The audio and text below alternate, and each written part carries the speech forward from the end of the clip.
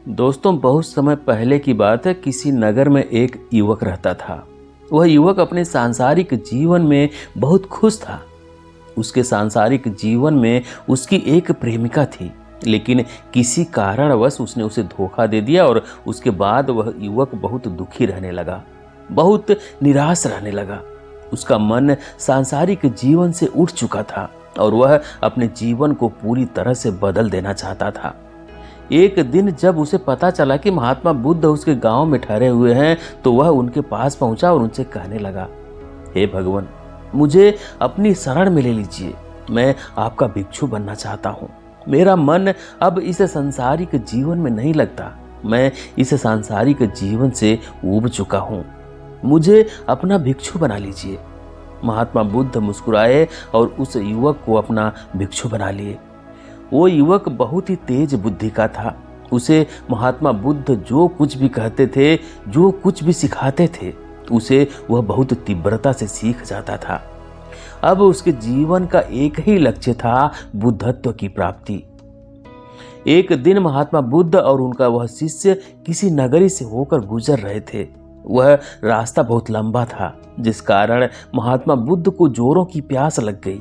महात्मा बुद्ध काफी थके हुए थे, जिस कारण वह एक पेड़ के नीचे बैठ जाते हैं और विश्राम करते हैं और अपने उस शिष्य से कहते हैं कि जाओ, जाकर मेरे लिए पानी लेकर आओ। वह शिष्य महात्मा बुद्ध के आदेश का पालन करता है। वह महात्मा बुद्ध के लिए जल का प्रबंध करने के लिए चला जाता है और देखते ही देखते काफी समय बीत गया, लेकिन अब तक वह शिष्य महात्मा बुद्ध के पास वापस नहीं लौटा था। अब महात्मा बुद्ध यह सोच रहे थे कि वह कहाँ चला गया और महात्मा बुद्ध को जोरों की प्यास भी लगी थी। काफी देर विश्राम करने के बाद आखिरकार महात्मा बुद्ध उसे खोजने के लिए निकल पड़े। तभी कुछ दूर आगे बढ़ने के बाद वह देखते हैं कि उनका शिष्य किसी युवती से कुछ बातें कर रहा है। वह युवती उस शिष्य से कह रही थी कि मैंने जब से तुम्हें देखा है, तब से मैं तुमसे प्यार कर बैठी हूँ। मैं चाहती हूँ कि मैं तुमसे शादी कर लूँ। हर जगह मुझे केवल तुम ही तुम नजर आ रहे हो। तुम इस तरह से अपना जीवन क्यों बर्बाद कर रहे हो? तुम अभी जवान हो, तुम काफी सुंदर भी दिखते हो, तो इस तरह से दर दर की ठोकरें खाकर भिक्षा मांगने का क्या अर्थ है? तुम मेरे साथ चलो। मेरे पिताजी बहुत अमीर हैं, उनके पास बहुत धन है। हम दोनों मिलकर अपना संसार बनाएंगे और खुश रहेंगे। जब तुम मेरे साथ चलोगे तो देखोगे कि मेरे पास एक बड़ा घर है, नौकर है, और तो और तुम्हारे पास मेरे जैसी सुंदर पत्नी भी होगी, और फिर कुछ ही सालों बाद हमारे कुछ बच्चे भी हो जाएंगे। इसी प्रकार हमारा जीवन खुशियों से हमेशा भरा रहेगा। आखिर तुम इतना दुख क्यों उठा रहे हो? महात्मा बुद्ध के साथ रहकर तुम्हें केवल दुख ही मिलेगा। तुम अपने जीवन को यूं ही व्यर्थ बर्बाद मत करो। अभी तो तुम्हारे आगे तुम्हारा पूरा जीवन पड़ा हुआ है। तुम मेरे साथ शादी कर लो। हम अपने जीवन को बड़ी खुशहाली के साथ बिताएंगे। उस युवती की यह सारी बातें सुनकर भी वह शिष्य चुपचाप रहा। उसने अपना जल पात्र लिया और पीछे की ओर मुड़कर महात्मा बुद्ध की ओर चल पड़ा। जैसे ही वह पीछे मुड़ा तो उसने देखा कि महात्मा बुद्ध ठीक उसके पीछे ही खड़े थे। महात्मा बुद्ध ने अपने उस शिष्य से जल पात्र लिया और उसका पानी पीकर अपनी प्यास बुझाई। पानी पीने के बाद महात्मा बुद्ध और वह शिष्य वापस आश्रम की ओर लौट गए, लेकिन वह युवती वहीं पर खड़ी होकर उस शिष्य को निहारती रही। पर शिष्य ने एक बार भी उस युवती को पलट कर नहीं देखा। महात्मा बुद्ध यूं तो सब कुछ जानते थे, लेकिन उन्होंने एक बार भी उस शिष्य से कुछ नहीं कहा। लेकिन वह चाहते थे कि वह अपने रास्ते का दिया खुद बने। वह अपने आप ही यह समझ जाए कि क्या हो रहा है। दूसरी तरफ वह शिष्य अब बहुत बेचैन रहने लगा था। उसका मन किसी काम में नहीं लगता था। उसकी बुद्धि अब काम नहीं कर रही थी। उसे अब यह समझ में ही नहीं आ रहा था कि उसने ऐसा जीवन क्यों चुना। वह अपने इस जीवन को यूं ही व्यर्थ क्यों बर्बाद कर रहा है, जबकि उसके सामने तो उसका पूरा जीवन अभी बाकी है। उसे तो उस युवती के साथ घर बसा लेना चाहिए, उसके साथ शादी कर लेना चाहिए क्योंकि उसके पिता के पास अच्छी खासी दौलत है। उसके जीवन में कभी कोई दुख नहीं आएगा और महात्मा बुद्ध के पास रहकर तो उसे हर वक्त मेहनत ही करनी पड़ेगी, भिक्षा मांगनी पड़ेगी, लोगों के साथ अच्छे से व्यवहार करना होगा। वह मन ही मन यह सब कुछ सोच रहा था कि ये भी कोई जीवन है। ये जीवन हमें कितनी मुश्किलों से प्राप्त होता है और यह जीवन हमें केवल एक बार ही मिलता है, तो क्यों न इसे भरपूर जिया जाए, इस जीवन का भरपूर उपयोग किया जाए। धीरे धीरे उस युवती की सारी बातें उस शिष्य के मन पर हावी हो चुकी थी और अब उस शिष्य के मन में उस युवती की सारी बातें गूंज रही थी और उसके दिमाग में ढेर सारे विचार उत्पन्न हो रहे थे। अब उस शिष्य का मन महात्मा बुद्ध की किसी भी शिक्षा में नहीं लगता था, किसी भी साधना में नहीं लगता था। महात्मा बुद्ध अपने शिष्य की इस दशा से भली भांति परिचित थे, लेकिन वह उससे कुछ नहीं कहते थे, क्योंकि वह चाहते थे कि उसमें खुद से वह समझ उत्पन्न हो जिससे वह इस परिस्थिति का सामना कर सके और बुद्धत्व की ओर आगे बढ़ सके। जिस कारण महात्मा बुद्ध अपने उस शिष्य की मनोदशा देखकर भी शांत रहते थे, उधर दूसरी तरफ वह शिष्य अब साधना करना भी छोड़ चुका था। ना ही वो भिक्षा मांगने जाता था, ना ही आश्रम के किसी भी काम में अपना हाथ बटाता था। वह चुपचाप केवल एकांत में बैठा रहता और उसी युवती के ख्यालों में खोया रहता है। यह सब देखकर महात्मा बुद्ध अब ये समझ चुके थे कि उनका शिष्य अपने मार्ग से भटक चुका है और अब उसके मन में दुविधाएं उत्पन्न हो चुकी हैं।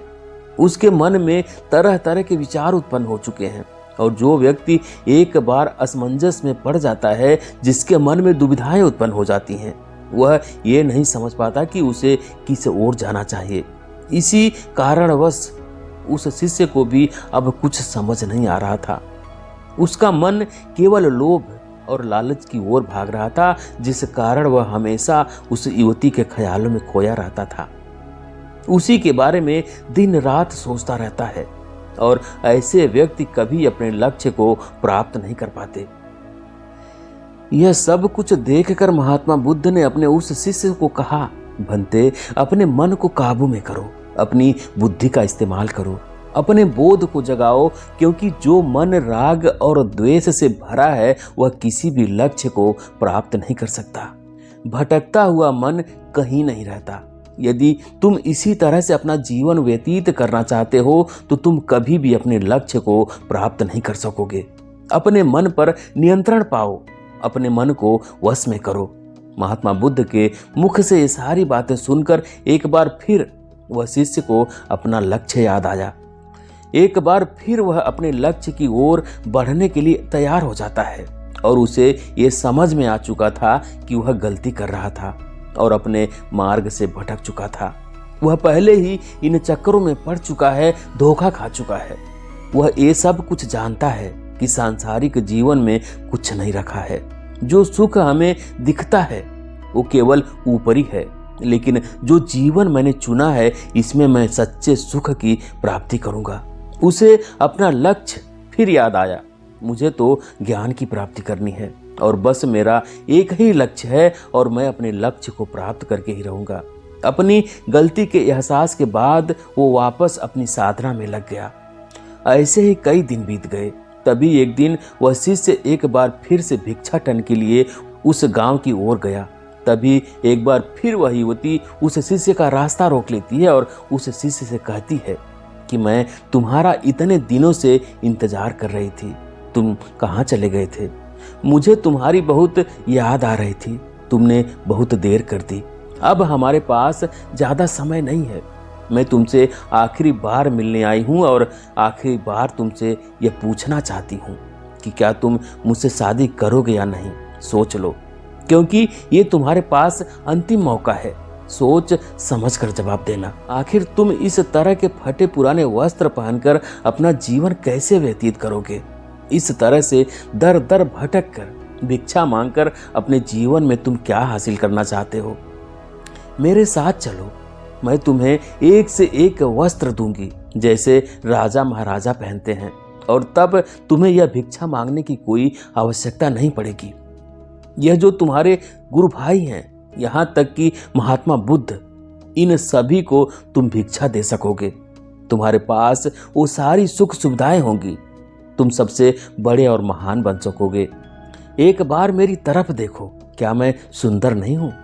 क्या तुम्हें ये नहीं लगता कि मैं तुमसे प्रेम करती हूं? मैं तुम्हारे प्रेम की प्यासी हूं और मुझे केवल तुम्हारा ही इंतजार है। क्या तुम्हें मेरी बातें समझ में नहीं आती? मैं तो तुम्हारा भला चाहती हूँ। मैं चाहती हूँ कि तुम इस तरह से दर दर ना भटको। तुम मेरे साथ शादी कर लो और तुम्हारे पास वह सारे सुख सुविधाएं होंगी जो किसी राजा महाराजाओं के पास होती है। तुम सबसे अधिक धनवान हो जाओगे, तुम सबसे अधिक बलवान हो जाओगे, और तो और मेरे जैसी सुंदर युवती भी तुम्हारे पास होगी। आज मैं तुम्हारे पास इसलिए आई हूँ क्योंकि यह अंतिम मौका है। मेरे माता पिता ने मेरा विवाह कहीं और करने का निश्चय कर लिया है, लेकिन मैं तुमसे प्रेम करती हूँ और तुम्ही से विवाह करना चाहती हूँ। एक बार सोच समझ कर देख लो, फिर तुम्हें कभी ऐसा मौका नहीं मिलेगा और ना ही कोई ऐसी युवती मिलेगी जो तुम्हारे बारे में सोचती है, तुमसे प्रेम करती है। एक बार यह मौका हाथ से चला गया तो फिर दोबारा लौट कर कभी नहीं आएगा। उस शिष्य ने कुछ नहीं कहा और चुपचाप उस युवती की बातें सुनता रहा। लेकिन युवती की सारी बातें सुनने के बाद उसका मन एक बार फिर विचलित हो गया, इधर उधर भटकने लगा। अब उसके मन में यह विचार उत्पन्न होने लगा कि अब तक तो मेरे पास कुछ नहीं था, लेकिन यदि मैं इससे शादी कर लेता हूँ तो मेरे पास सब कुछ हो जाएगा। मैं एक धनवान और एक धनी इंसान बन जाऊंगा। मेरे पास भी वह सारी सुख सुविधाएं होंगी, लेकिन मेरे पास निर्णय करने के लिए अब केवल कुछ ही समय बचा है। यदि मैंने जल्दी कोई निर्णय नहीं लिया तो मेरे हाथों से सब कुछ छिन जाएगा, मैं सब कुछ खो बैठूंगा। जिस कारण वो बिना भिक्षा लिए वापस आश्रम की ओर लौट जाता है। लेकिन महात्मा बुद्ध अपने उस शिष्य की मनोदशा समझ रहे थे। उनकी नजर उस पर बनी हुई थी। वह अपने उस शिष्य की हर बात से परिचित थे, लेकिन अब भी महात्मा बुद्ध उससे कुछ नहीं कहते। वह चाहते थे कि वह इस परिस्थिति को खुद समझ सके, अपने मार्ग में आने वाली इन तकलीफों का सामना खुद करे। वहां पर दूसरी तरफ उस शिष्य का मन पूरी तरह से विचलित हो चुका था। उसे लग रहा था मानो उसके हाथों से कुछ छूटा जा रहा है, वह कुछ खो बैठेगा। उसका गला सूखा जा रहा था, मानो उसके प्राण निकलने वाले हों। उसकी बुद्धि ने अब काम करना बंद कर दिया था। उसके मन में तरह तरह के विचार उत्पन्न हो रहे थे। उसके मन में यह लालच आ चुका था कि यदि उसने उस युवती से शादी कर ली तो उसके पास वो सारी सुविधाएं हो जाएंगी जो अपने सांसारिक जीवन में चाहता था, और वह अपने जीवन को खुशी खुशी बिता सकेगा। उसके जीवन में कोई दुख नहीं होगा और वह उस युवती के साथ हमेशा खुश रहेगा। उसका मन चारों दिशाओं में नाचता फिर रहा था। एक ओर उसे महात्मा बुद्ध दिखाई पड़ रहे थे तो दूसरी ओर वो सुंदर युवती नजर आ रही थी, और वह उस युवती के लिए, उन सुख सुविधाओं के लिए महात्मा बुद्ध को छोड़ने के लिए तैयार हो जाता है। उसने सोचा कि यदि मैं महात्मा बुद्ध से अपने मन की बात बता देता हूँ, यदि मैं उनसे अपनी इस समस्या का समाधान मांगता हूँ, तो वह कुछ ना कुछ ऐसा अवश्य कह देंगे जिससे मेरा मन शांत हो जाएगा, और फिर मैं उस युवती से शादी नहीं कर पाऊंगा और उन सभी सुविधाओं से भी दूर हो जाऊंगा। वह कुछ ना कुछ कह के मुझे अवश्य ही रोक लेंगे। उसके मन में ऐसे कई विचार उत्पन्न हो रहे थे जिस कारण उसके मन में उथल पुथल मची हुई थी, लेकिन उसने यह तय कर लिया था कि वह उस युवती से अवश्य शादी करेगा, तभी उसका जीवन खुशहाली से भरेगा। जिस कारण वह महात्मा बुद्ध को छोड़ने के लिए तैयार था, और उसने यह भी सोच लिया था कि वह बिना कुछ कहे रात्रि के समय महात्मा बुद्ध को छोड़कर चला जाएगा। तभी अचानक महात्मा बुद्ध उस शिष्य के पास आए और अपने उस शिष्य से बड़े ही साधारण तौर पर कहते हैं, भंते चलो हमें कहीं जाना है। इतना कहकर महात्मा बुद्ध और उनका शिष्य एक मार्ग पर आगे की ओर चल पड़ते हैं। महात्मा बुद्ध के हाथों में एक सोने का पिंजरा था। वह पिंजरा लिए हुए महात्मा बुद्ध और उनका शिष्य उस मार्ग पर आगे की ओर बढ़ते चले जा रहे थे। धीरे धीरे काफी समय बीत चुका था और आखिरकार महात्मा बुद्ध और उनका शिष्य उस जगह पर पहुंच गए जहां पर बहुत सारे पंछी उड़ रहे थे, वह दाना चुग रहे थे। तभी महात्मा बुद्ध मुस्कुराए और उन्होंने वो पिंजरा वहीं जमीन पर रख दिए और कहने लगे, आओ पंछियों, मैं तुम्हारे लिए सोने का पिंजरा लाया हूँ, आओ और इसके अंदर आकर बैठ जाओ, क्योंकि इस पिंजरे में तुम्हें वो सारी सुविधाएं मिलेंगी जो तुम चाहते हो, खाना पानी और जो कुछ भी तुम्हें चाहिए।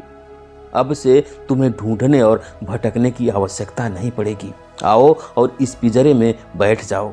लेकिन कोई भी पंछी उस पिंजरे में नहीं आया। वह शिष्य चुपचाप यह सब कुछ देख रहा था। तभी महात्मा बुद्ध ने एक बार फिर उन पंछियों की ओर इशारा करते हुए कहा, आओ पंछियों, इस सोने के पिंजरे में बैठ जाओ। अब से तुम्हें मेहनत करने की कोई आवश्यकता नहीं है, तुम्हें दाना पानी हमेशा मिलता रहेगा, तुम्हारी सेहत का भी मैं पूरा ध्यान रखूंगा, बस तुम इसमें आओ और बैठ जाओ। यह पिंजरा बहुत कीमती है, सोने का है, तुम्हें वह सारी सुख सुविधाएं मिलेंगी जो तुम चाहते हो। ऐसा पिंजरा तुमने आज तक नहीं देखा होगा। आखिर तुम लोग कब तक अपना जीवन ऐसे ही जीते रहोगे?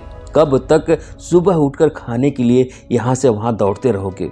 कब तक इधर उधर भटकते रहोगे? इतनी कड़ी मेहनत करते हो तब जाकर तुम्हें भरपेट दाना मिल पाता है, तब जाकर तुम अपने लक्ष्य को प्राप्त कर पाते हो। पर यहाँ इस पिंजरे में तुम्हें कुछ करने की कोई आवश्यकता नहीं है।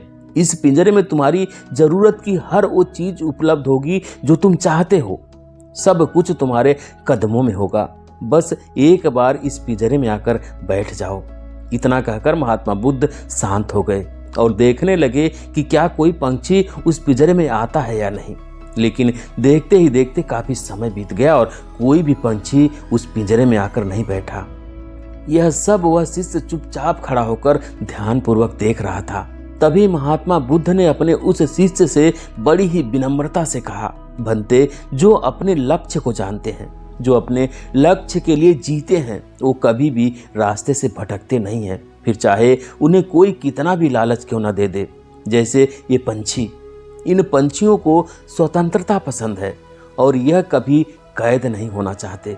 मैंने उनके सामने यह सोने का पिंजरा रखा है और साथ ही साथ सारी सुविधाएं भी देने का वचन दिया, लेकिन फिर भी यह इस सोने के पिंजरे को देखकर भी इसमें आने के लिए तैयार नहीं है, क्योंकि उन्हें स्वतंत्रता पसंद है और वह अपने हिसाब से अपना जीवन जीना चाहते हैं। और ऐसा कोई भी प्राणी नहीं होगा जो पिंजरे में रहकर अपना जीवन व्यतीत करना चाहे। लेकिन हम मनुष्य ही एकमात्र जीव हैं जिन्हें पिंजरे में रहना अत्यधिक पसंद है। हम जानबूझकर ऐसे सोने के पिंजरों में कैद होना चाहते हैं, क्योंकि हम हमेशा लालच और लोभ के पीछे भागते रहते हैं। जहां कहीं हमें लालच नजर आता है, हम उसके पीछे आंख बंद करके इस तरह से पड़ जाते हैं मानो उसके अलावा हमारे जीवन में कुछ और है ही नहीं। लेकिन जब हमारी आंखें खुलती हैं तो हमें फिर वही अंधकार नजर आता है। जिस प्रकाश की ओर हम आगे चले थे, उस प्रकाश से हम फिर से एक बार कोसों दूर नजर आते हैं। आगे महात्मा बुद्ध अपने उस शिष्य को समझाते हुए कहते हैं, बनते, एक बार गलती करना ठीक है, लेकिन बार बार एक ही गलती को दोहराना अच्छी बात नहीं है। इससे यह समझ में आता है कि तुम्हारा बोध अभी जागा नहीं है और जिस समाज में तुम रह रहे हो उस समाज का भी उदय अभी तक नहीं हुआ है। तुम्हें अभी भी अपने मन को काबू में करना सीखना होगा। तुम्हारे मन पर तुम्हारा कोई नियंत्रण नहीं है। तुम्हारा मन अभी भी लालच और लोभ के पीछे आंख बंद करके भागता जा रहा है। महात्मा बुद्ध इतना कहकर शांत हो गए और उस शिष्य को भी अपनी गलती का एहसास हो गया। उसने महात्मा बुद्ध से क्षमा मांगी और उनके चरणों में गिर पड़ा और कहने लगा, हे भगवान, आपका बहुत बहुत धन्यवाद। आपने मेरी आंखें खोल दी। मैं अपने लक्ष्य से भटक चुका था। मैं अपने सांसारिक जीवन में पहले भी इस तरह के धोखे खाए थे, लेकिन फिर भी ना जाने क्यों मैं उसी गलती को फिर से दोहराने चला था। मैं फिर से वही दुख और वही जीवन अपनाने चला था जिसमें सिर्फ अंधकार है, जिसमें केवल धोखा है। तभी आगे वो शिष्य महात्मा बुद्ध से कहता है कि हे भगवान, हम अपने राह से क्यों भटक जाते हैं? हम अपने लक्ष्य को प्राप्त करने से पहले मार्ग में आने वाले इन लालच और लोभ के पीछे क्यों पड़ जाते हैं? जब मन में संशय होता है तब हमारे मन में इस प्रकार के विचार उत्पन्न होने लगते हैं। लालच, लोभ, द्वेष, और एक बार हमारे मन में ये विकार उत्पन्न हो जाते हैं तो हम कभी भी भटक सकते हैं और इसी कारण हम अपने लक्ष्य से भी कोसों दूर हो जाते हैं। लेकिन इससे बचा जा सकता है अपने विवेक का इस्तेमाल करके, अपने विवेक का उदय करके, अच्छी समझ का विकास करके, मन को स्थिर करके और अपने रास्ते पर लगातार आगे बढ़ते हुए हम अपने लक्ष्य तक अवश्य पहुंच सकते हैं। जो व्यक्ति ये जानता है कि उसके जीवन का क्या लक्ष्य है और उसने अपने जीवन में जो लक्ष्य निर्धारित किया है, यदि वह उसके प्रति पूरी तरह तत्परता से कार्य करता है, यदि उसने ठान लिया है कि उसे अपने लक्ष्य को हासिल करना ही है, तो वह कभी भी अपने मार्ग से भटक नहीं सकता और अपने लक्ष्य को प्राप्त करके ही रहता है। फिर चाहे उसके लक्ष्य के राह में कितनी भी जटिल परिस्थितियां क्यों न उत्पन्न हो जाए, कितना भी लालच उसे क्यों न दे दिया जाए, लेकिन वह अपने मार्ग से नहीं भटक सकता, क्योंकि उसने अपने मन पर नियंत्रण पा लिया है और वह विषम से विषम परिस्थितियों का भी सामना करने के लिए तैयार होता है। दोस्तों, हमारे जीवन में भी कुछ ऐसा ही होता है। हम अपने लिए एक लक्ष्य तो निर्धारित कर लेते हैं, लेकिन उस लक्ष्य को प्राप्त करने के लिए जो मेहनत, लगन और तत्परता चाहिए होती है, उसे हम निरंतर नहीं बना पाते, जिस कारण हम अपने मार्ग से भटक जाते हैं। हम हमेशा केवल एक ही बात सोचते हैं कि हम तो इस लक्ष्य को प्राप्त करके ही रहेंगे, लेकिन जैसे जैसे समय बीतता जाता है, कुछ समय के बाद ही हमें यह एहसास होने लगता है, हमारे मन में ये संशय उत्पन्न होने लगता है कि ये लक्ष्य तो बहुत कठिन है, हम भला इसे कैसे प्राप्त करेंगे? यह तो मेरे बस में है ही नहीं। इस लक्ष्य को तो बड़े बड़े लोग नहीं प्राप्त कर सके, तो मैं भला कैसे प्राप्त करूंगा? ऐसे लक्ष्यों को तो केवल अमीर लोग, पैसे वाले लोग ही प्राप्त कर पाएंगे, क्योंकि उनके पास अपार संपत्ति है, जिसका इस्तेमाल करके वो इस लक्ष्य को चुटकियों में प्राप्त कर सकते हैं। लेकिन मेरे जैसा इंसान भला इस लक्ष्य को कैसे प्राप्त कर पाएगा? इसी प्रकार हमारे मन में यह संशय उत्पन्न हो जाता है कि हम इस लक्ष्य को प्राप्त नहीं कर सकते और हम इसी प्रकार अपने अंदर की कमियों को बाहर निकालने लगते हैं, अपने अंदर की कमियों को ढूंढने लगते हैं, जिस कारण हमारा आत्मविश्वास डगमगाने लगता है और तब हम तरह तरह के विकारों में उलझ जाते हैं और उसके बाद हम कभी अपने लक्ष्य को प्राप्त नहीं कर पाते। और जब हम कुछ इस प्रकार सोचने लगते हैं, तब हमारा मन भी हमें यही समझाने लग जाता है कि तुम इस कार्य को नहीं कर सकते, यह कार्य तो बहुत जटिल है, ना तो तुम्हारे पास इतने सुख सुविधाएं हैं कि तुम इस लक्ष्य को प्राप्त कर सको, और ना ही तुम्हारे अंदर वह ताकत है, वह हिम्मत है जिससे तुम इस लक्ष्य को प्राप्त कर पाओगे। लेकिन उस वक्त हम यह भूल जाते हैं कि हमारे अंदर, इस संसार में हर किसी के अंदर वो शक्ति है, वो ताकत है जिससे आप बड़े से बड़े लक्ष्य को हासिल कर सकते हैं। हो सकता है कि इसमें थोड़ा समय लगे, हो सकता है कि इसमें आपको अत्यधिक मेहनत करनी पड़े, लेकिन आप उस लक्ष्य को प्राप्त कर सकते हैं। अब आप ये सोच रहे होंगे कि किसी के पास अपार धन है तो वह तो उस लक्ष्य को जरूर हासिल कर सकता है, लेकिन आप यह भूल चुके हैं कि सुख सुविधाओं से हर लक्ष्य को प्राप्त नहीं किया जा सकता है। उसके लिए तो आपके कर्मों की जरूरत है, आपकी मेहनत, लगन और तत्परता की आवश्यकता है, निरंतर आगे बढ़ते रहने की आवश्यकता है। अपने अंदर कमियों की जगह अपने अंदर के साहस और हिम्मत को देखने की आवश्यकता है, और जब आप सकारात्मक नजरिए से अपने अंदर की उस क्षमता को देख पाते हैं तो आपको वो सब कुछ भी आसानी से मिल जाता है जो उस लक्ष्य को प्राप्त करने के लिए आवश्यक होता है। आप बड़ी से बड़ी मुश्किलों का सामना करने के लिए पूरी तरह तैयार होते हैं। फिर चाहे परिस्थितियां कितनी भी जटिल क्यों ना हो, आप उन परिस्थितियों का सामना करके अपने लक्ष्य को अपनी ओर खींच पाएंगे। और यदि मान भी लीजिए आपको आपके लक्ष्य को प्राप्त करने के लिए आपको सुख सुविधाएं ना भी मिल पाए, तब भी क्या हुआ, आपकी मेहनत और लगन आपके उस लक्ष्य को आपके पास खींच ही लाएंगी और इससे आपका बुद्धत्व भी बढ़ेगा। उसी के साथ आपकी समझ भी बढ़ेगी, आपकी हिम्मत भी बढ़ेगी, आपका हौसला भी बढ़ेगा और आप उतने ही ऊंचाइयों तक अपने आप को ले जाने में सक्षम बन पाएंगे। और जैसे जैसे आपके अंदर यह समझ, यह हौसला, यह ताकत विकसित हो जाएंगी, आप और भी ऊंचाइयों को पाने के लिए सक्षम बन जाएंगे। और तब आपके लिए कुछ भी पाना नामुमकिन नहीं होगा, बल्कि किसी भी चीज़ को पाने के लिए आप तत्पर रहेंगे और नामुमकिन को भी मुमकिन कर दिखाना यह आपकी आदत बन जाएगी। और तब आप किसी भी लक्ष्य से पीछे नहीं हटेंगे, बल्कि उस लक्ष्य को प्राप्त करने के लिए जो भी अंदर क्षमता है उसे बाहर निकालेंगे और उस लक्ष्य की ओर पूरी दृढ़ संकल्प के साथ आगे की ओर बढ़ते चले जाएंगे। तो ये थी आज की कहानी दोस्तों। आपको कैसी लगी कमेंट करके ज़रूर बताएं। वीडियो को लाइक करें, शेयर करें और चैनल पर अभी तक नए हैं, चैनल को सब्सक्राइब नहीं किए हैं तो प्लीज़ चैनल को सब्सक्राइब जरूर करें। बेल आइकन भी प्रेस कर लें ताकि आने वाली सभी वीडियो का नोटिफिकेशन सबसे पहले आपको मिले। वीडियो देखने के लिए बहुत बहुत धन्यवाद।